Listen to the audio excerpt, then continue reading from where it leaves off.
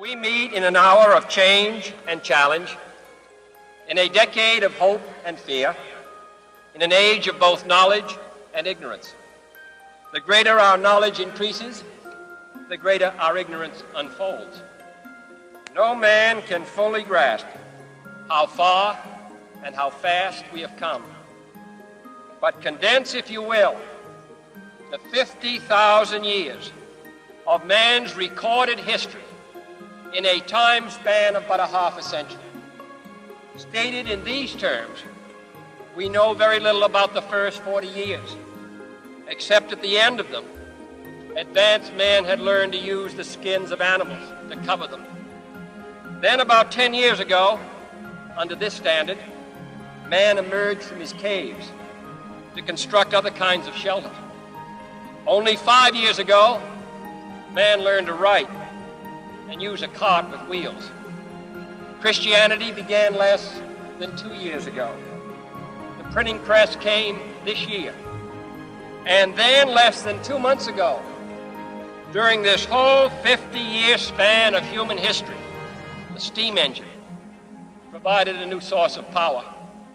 Newton explored the meaning of gravity. Last month, electric lights and telephones and automobiles and airplanes became available. Only last week did we develop penicillin and television and nuclear power.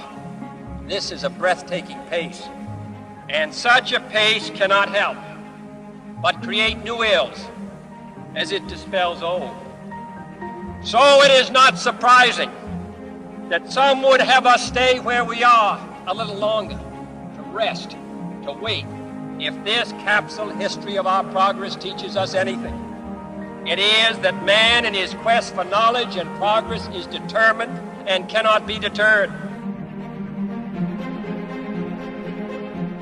We shall send to the moon, 240,000 miles away, a giant rocket more than 300 feet tall on an untried mission to an unknown celestial body, and then return it safely to Earth. But why, some say, the moon? Why choose this as our goal? And they may well ask, why climb the highest mountain? Why, 35 years ago, fly the Atlantic? We choose to go to the moon. We choose to go to the moon.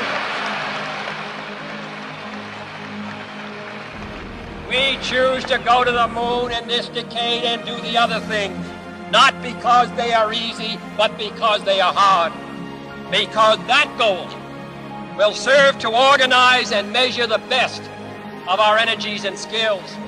Because that challenge is one that we're willing to accept, one we are unwilling to postpone.